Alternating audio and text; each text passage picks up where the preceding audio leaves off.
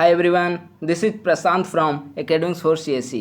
Friends, आज की इस वीडियो में मैं आप लोगों के साथ 63वीं बीपीएससी मुख्य परीक्षा के अंतर्गत जो भी प्रश्न पत्र पूछे गए थे और उसकी यह मेंस की कॉपी जो आरटीआई से मंगाई गई है बीपीएससी ऑफिस से, इसका पूर्व में भी 2 प्रश्न मैं डिस्कस कर चुका हूं आप लोगों के साथ जो कि मुख्य परीक्षा से संबंधित था। तो आज उसके अगली सीरीज के रूप में 63वीं बीपीएससी मुख्य परीक्षा के अंतर्गत जो प्रश्न पूछा गया था समसामयिकी खंड यानी कि जीएस पेपर 1 सेक्शन 2 के अंतर्गत समसामयिक खंड के अंतर्गत आतंकवाद से संबंधित प्रश्न पूछे गए थे, तो उस पर मॉडल आंसर को आज मैं डिस्कस कर रहा हूं। देखिए, निसंदेह उस समय यह समसामयिकी खंड के अंतर्गत पूछा गया था, लेकिन आतंकवाद एक ऐसा टॉपिक है जो अभी के लिए भी वह करेंट अफेयर में इंपॉर्टेंट है। तो ऐसा नहीं है कि यह 63वीं में करेंट अफेयर्स के दौरान पूछा जा चुका है तो अब नहीं पूछा जा सकता। आतंकवाद एक ऐसा टॉपिक है, एक सार्वभौमिक यूनिवर्सल टॉपिक है, यह आपसे करेंट अफेयर्स के रूप में कभी भी पूछा जा सकता है। तो यह प्रश्न, यह टॉपिक 66वीं बीपीएससी मुख्य परीक्षा के लिए भी इंपॉर्टेंट हो जाता है। तो देखिए, इसका प्रश्न क्या था। प्रश्न है, अंतर्राष्ट्रीय आतंकवाद को स्पष्ट कीजिए, इंटरनेशनल टेररिज्म को स्पष्ट कीजिए। आज अंतर्राष्ट्रीय समुदाय किस प्रकार अंतर्राष्ट्रीय आतंकवाद के खतरे की समाप्ति के लिए प्रयास कर रहा है? संयुक्त राष्ट्र संघ का क्या योगदान है? यानी यह हमारा प्रश्न था। इसे प्रश्न अगर क्लियर रूप में देखें तो इस प्रश्न में 3 खंड हैं। पहला खंड है अंतर्राष्ट्रीय आतंकवाद को स्पष्ट करना है। दूसरा खंड है कि अंतर्राष्ट्रीय समुदाय किस प्रकार अंतर्राष्ट्रीय आतंकवाद के खतरे की समाप्ति के लिए प्रयास कर रहा है। तीसरा खंड है कि संयुक्त राष्ट्र संघ का इसमें क्या योगदान है, यानी कि अंतर्राष्ट्रीय आतंकवाद को समाप्त करने में यूएनओ की क्या भूमिका है। तो यहाँ प्रश्न के 3 खंड दिए हुए हैं। आपको उत्तर लेखन के दौरान इन तीनों खंड पर आपको चर्चा करनी होगी। तो देखते हैं कि किस प्रकार से यहाँ कॉपी में चर्चा किया गया है। तो सबसे पहले हमें क्या डिफाइन करना है क्वेश्चन के अकॉर्डिंग, अंतर्राष्ट्रीय आतंकवाद क्या है? जब कोई समूह अपने संकीर्ण राजनीतिक हितों की प्राप्ति के लिए मानव समुदाय के विरुद्ध हथियार का प्रयोग करता है तो वह आतंकवाद के नाम से जाना जाता है, वह टेररिज्म के नाम से जाना जाता है। यानी कि कोई ऐसा संकीर्ण राजनीतिक हितों की पूर्ति के लिए कोई एक समूह है, वह अपने निजी हितों की पूर्ति के लिए, वह संकीर्ण राजनीतिक हित की पूर्ति के लिए अगर वह मानव समुदाय के विरुद्ध हथियार का प्रयोग कर रहा है, हिंसा का प्रयोग कर रहा है, तो that is known as terrorism. हालांकि आतंकवाद की कोई सर्वमान्य परिभाषा नहीं है। ऐसा नहीं है कि आतंकवाद की जो हमने यहाँ परिभाषा देखा वह एक सर्वमान्य परिभाषा है, ऐसा नहीं है। आतंकवाद की कोई परिभाषा कहीं पर भी निर्धारित नहीं की गई है, लेकिन ऐसा माना जाता है कि अगर व्यक्तियों का कोई समूह हो, अगर कोई समूह हो, कोई ग्रुप्स हो और वह संकीर्ण राजनीतिक हितों की पूर्ति के लिए वह मानव समुदाय के विरुद्ध, पूरे मानव जाति के विरुद्ध, जिसका कोई धर्म जाति से मतलब नहीं हो, वह उसके विरुद्ध हिंसा का प्रयोग कर रहा है, हिंसक गतिविधियों का प्रयोग कर रहा है, हथियार का प्रयोग कर रहा है, तो वह आतंकवाद के नाम से जाना जाएगा। तो यह है आतंकवाद की परिभाषा। तो यहाँ प्रश्न था कि अंतर्राष्ट्रीय आतंकवाद से आप क्या समझते हैं। तो हमने आतंकवाद को 2 लाइन में हमने संक्षेप में डिस्कस कर लिया। अब देखते हैं कि अंतर्राष्ट्रीय आतंकवाद क्या है। अंतर्राष्ट्रीय आतंकवाद से अभिप्राय ऐसे आतंकवाद से है जब इसका प्रसार एक क्षेत्र, एक देश के बजाय विभिन्न क्षेत्रों में हो। यानी कि अंतर्राष्ट्रीय क्या किसे आप इंटरनेशनल कहोगे, यानी कि बाउंड्री से बाहर की जो सिचुएशन होगी वह इंटरनेशनल मानी जाएगी। तो यहाँ भी प्रश्न है कि अंतर्राष्ट्रीय आतंकवाद क्या है, यानी कि आतंकवाद का वह स्वरूप जिसका प्रसार विश्व के किसी एक देश में नहीं है बल्कि विश्व के विभिन्न देशों में है, विश्व के सभी देशों में है और विश्व के कोने कोने में उस आतंकवादी गतिविधियों की बात देखने को मिलती है। तो वह क्या है? अंतर्राष्ट्रीय आतंकवाद है। वर्तमान समय में आतंकवाद विश्व की एक प्रमुख समस्या है जो सभी देशों के समक्ष एक चुनौती है। ऐसा नहीं है कि आतंकवाद जो है विश्व के किसी एक देश की समस्या है, बल्कि यह एक वैश्विक समस्या है। यानी कि आतंकवाद क्या है? एक अंतर्राष्ट्रीय समस्या है, वैश्विक समस्या है। तो इसे डिफाइन करना था। तो हमने अब इस प्रश्न का पहला सेक्शन जो है सेक्शन 1 को हमने यहाँ पर डिस्कस कर लिया कि अंतर्राष्ट्रीय आतंकवाद से क्या अभिप्राय है। प्रश्न का दूसरा खंड कह रहा है कि अंतर्राष्ट्रीय समुदाय किस प्रकार से अंतर्राष्ट्रीय आतंकवाद को समाप्त करने की दिशा में कार्य कर रही है। वर्तमान समय में इराक, सीरिया, पाकिस्तान, अफगानिस्तान जैसे देशों में आतंकवाद का प्रत्यक्ष प्रभाव देखने को मिलता है। हालांकि आतंकवाद को दूर करने के लिए सर्वमान्य कदम अभी तक नहीं उठाए गए हैं। तो अब प्रश्न है कि आखिर अंतर्राष्ट्रीय समुदाय आतंकवाद को समाप्त करने के लिए क्या कर रही है, उसके पास क्या रणनीति है और कौन कौन से कदम उठाए गए हैं ताकि भविष्य में आतंकवादी घटनाएं ना हो, या फिर आतंकवाद को कमर तोड़ने के लिए, आतंकवाद को समाप्त करने के लिए ऐसे कौन कौन से कदम उठाए गए हैं। आतंकवाद को दूर करने के लिए वैश्विक समुदाय की रणनीति। तो देखिए, आतंकवाद का जो इशू है वह लंबे समय से विश्व के समक्ष एक चुनौती के रूप में उभर पड़ा है। लंबे समय से यह बना हुआ है, एक वैश्विक समस्या बनी हुई है। वर्तमान में आईएस, अलकायदा, आईएस का मतलब आईएसआईएस, अलकायदा जैसे आतंकी संगठन विश्व में सक्रिय हैं। पिछले कुछ वर्षों में देखा जाए तो आईएसआईएस के द्वारा इराक में कब्जा कर लिए जाने पर सभी वैश्विक महाशक्तियों ने उसके खिलाफ युद्ध छेड़ा और इराक को मुक्त कराया जा सका, ताकि आतंकवाद के खिलाफ सभी देश एक समान चुनौती को दिखाता है। देखिए, कुछ वर्ष पहले आपने न्यूज़ में पढ़ा होगा कि आईएसआईएस एक ग्रुप जो है वह इराक एंड सीरिया में जो कार्य कर रहा है, इराक एंड सीरिया में जो कार्य कर रहा है वह काफ़ी ज़्यादा एक्टिव हो चुका था।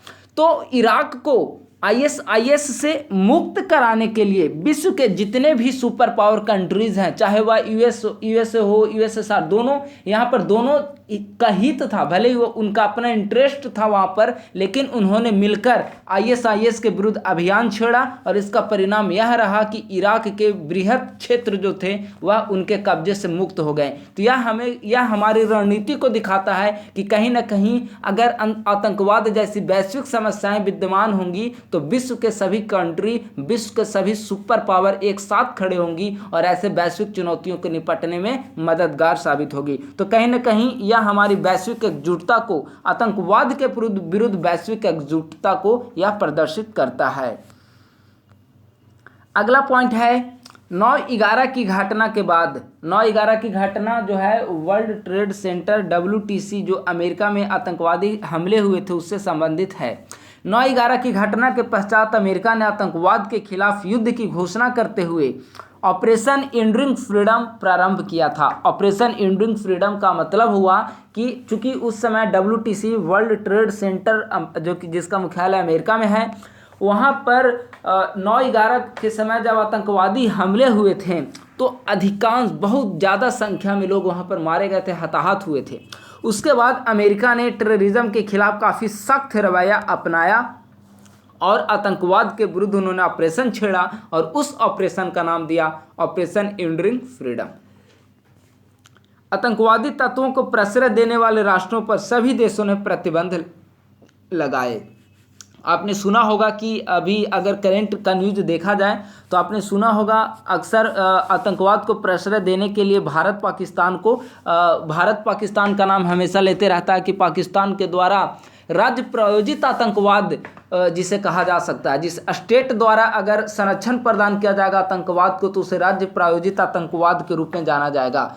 तो पाकिस्तान को लेकर भारत हमेशा आरोप लगाता रहता है कि आतंकवाद की जननी है पाकिस्तान और वह संरक्षण प्रदान कर रहा है। तो आपने देखा होगा कि पाकिस्तान के खिलाफ भारत के द्वारा कई बार सख्त एक्शन लिए गए, आर्थिक प्रतिबंध की दिशा में कदम उठाए गए। तो अगर ऐसे आतंकवादी मुद्दे आते हैं और जो राज्य उन आतंकवादियों को संरक्षण प्रदान करता है तो उसके विरुद्ध सभी राष्ट्र मिलकर, जैसे आपने उत्तर कोरिया, हालांकि इसका संदर्भ दूसरा है, लेकिन जिस प्रकार से अभी उत्तर कोरिया पर आर्थिक प्रतिबंध किए गए उसी प्रकार के आर्थिक प्रतिबंध उन राष्ट्रों पर भी किए जाते हैं जो आतंकवादी गतिविधियों को प्रश्रय देता है, जो राज्य प्रायोजित आतंकवाद को संरक्षण प्रदान कर रहा होता है। तो यह भी एक अंतर्राष्ट्रीय समुदाय की एक बहुत बड़ी अंतर्राष्ट्रीय समुदाय द्वारा आतंकवाद को समाप्त करने की दिशा में यह बहुत बड़ा कदम है।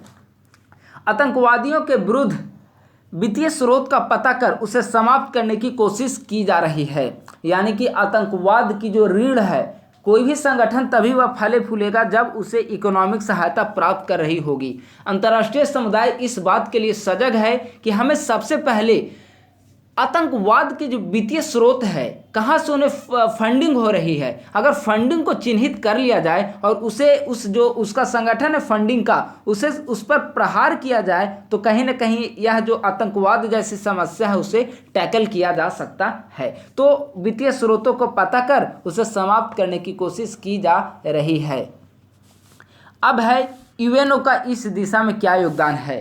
तीसरा खंड प्रश्न का था कि संयुक्त राष्ट्र संघ का इस दिशा में क्या योगदान है।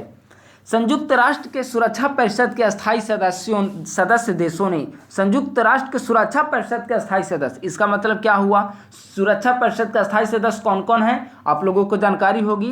5 देश सुरक्षा परिषद के अस्थायी सदस्य हैं, जिनमें से आपका अमेरिका है, यूएस है, रसिया है, चाइना है, फ्रांस है, ब्रिटेन है। यह 5 सुरक्षा परिषद के अस्थायी सदस्य हैं।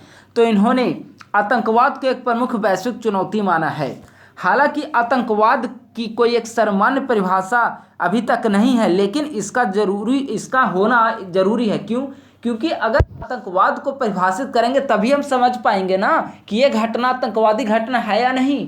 कुछ विशेषताएं उसकी चिन्हित की जानी चाहिए, तो ऐसा किया जाना लाजमी है ताकि आतंकवादी घटनाओं को हम चिन्हित कर सकें। और जब हम आतंकवादी घटनाओं को चिन्हित करेंगे तो यह स्वाभाविक है कि आतंकवादी घटनाओं पर हम लगाम लगाने में भी सफल होंगे।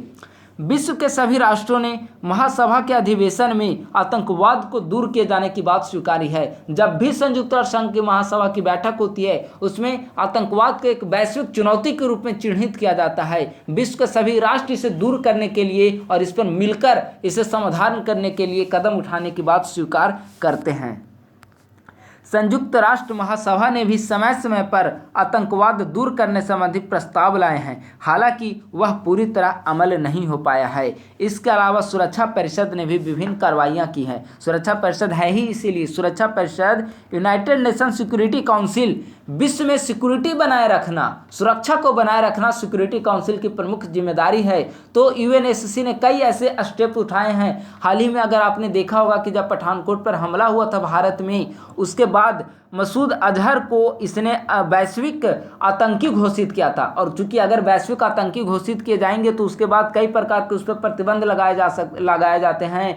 विश्व में उसकी ट्रैवल पर रोक लगाई जाती है, उसकी फंडिंग चिन्हित की जाती है। तो मसूद अजहर को यूएनएससी के द्वारा वैश्विक आतंकी घोषित किया गया था।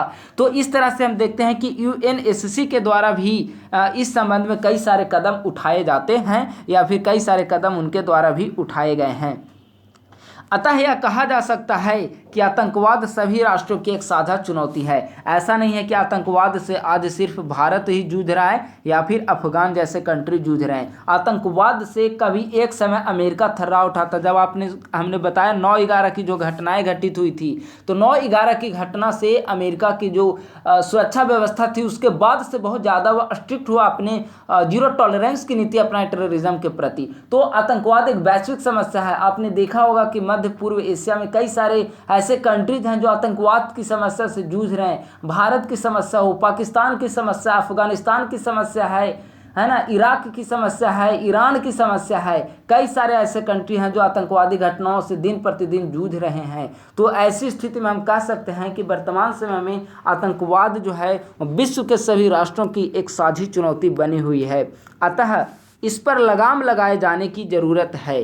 अंतर्राष्ट्रीय समुदाय को चाहिए कि वे अपनी संकीर्ण राजनीतिक फायदे व अपने इंटरेस्ट को छोड़कर मानव कल्याण हेतु आतंकवाद पर लगाम लगाए जाने की ज़रूरत है, या मानव कल्याण हेतु आतंकवाद पर लगाम लगाए जाने की कोशिश करे, लगाम लगाए जाने की दिशा में प्रयास करे।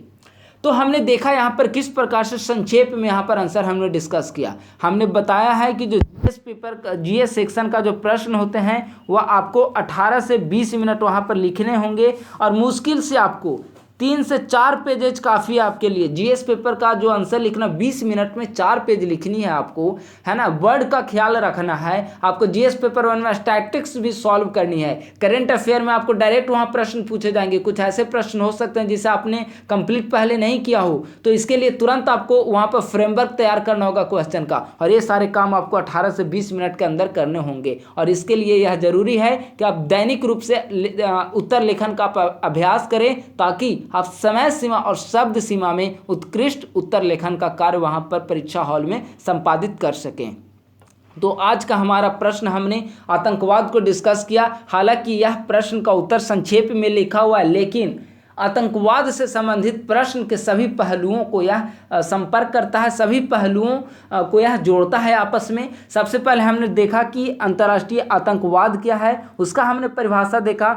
सबसे पहले इंट्रोडक्शन में आतंकवाद को समझाया, फिर अंतर्राष्ट्रीय आतंकवाद को समझाया। पाकिस्तान, इराक, सीरिया, ईरान जैसे राष्ट्रों का हमने एग्जाम्पल देकर बताया कि आतंकवाद किसी एक राष्ट्र की समस्या नहीं है, अमेरिका की समस्या है, भारत की समस्या है, पाकिस्तान, इराक, ईरान सभी राष्ट्रों की एक समस्या है। अगर यह कहना अतिशयोक्ति नहीं होगी कि आतंकवाद एक वैश्विक समस्या है। इसके बाद हमने देखा कि हमारा अंतर्राष्ट्रीय समुदाय किस प्रकार से आतंकवाद को समाप्त करने की दिशा में कार्य कर रहा है। तो हाल ही में जब बैठक होती है, FATF का नाम आपने सुना होगा। FATF टेररिज्म से संबंधित फंडिंग की जांच पड़ताल का कार्य करती है। अभी हाल ही में जो पाकिस्तान को ग्रे लिस्ट में शामिल किया गया है, वह इन शर्तों को नहीं मानने के कारण उसे ग्रे लिस्ट में शामिल किया गया है और वह लंबे समय से ग्रे लिस्ट में पड़ा हुआ है वहाँ पर।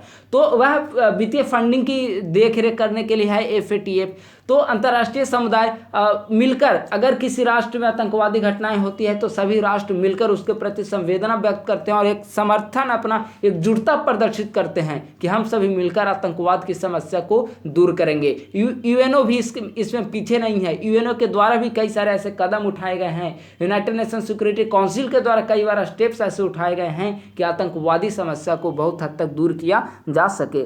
तो इस प्रकार से प्रश्न के अकॉर्डिंग हमने आज आतंकवाद टॉपिक को डिस्कस किया है। मुझे उम्मीद है कि यह वीडियो आपको पसंद आई होगी। चूँकि हमने यह हमारा मॉडल आंसर आतंकवाद से संबंधित स्पेशल नहीं था, यह पूछा गया था और RTI से संबंधित कॉपी से यह प्राप्त हुआ है, इसीलिए हमने इसे डिस्कस किया। नहीं तो आतंकवाद से संबंधित कई ऐसे पहलू हैं। आपके मन में सवाल आ रहे होंगे कि आतंकवाद से संबंधित कई पहलुओं के इस पर बात नहीं की गई है। तो प्रश्न के अकॉर्डिंग, जो मेंस में आपको प्रश्न पूछे जाएंगे उसके अकॉर्डिंग आपको उत्तर लिखने होते हैं, इसीलिए प्रश्न के अकॉर्डिंग हमने आज के मॉडल आंसर को डिस्कस किया है। मुझे उम्मीद है कि यह वीडियो आपको पसंद आएगी और इसे अधिक से अधिक देखें और अधिक से अधिक इसे शेयर करें। Thank you.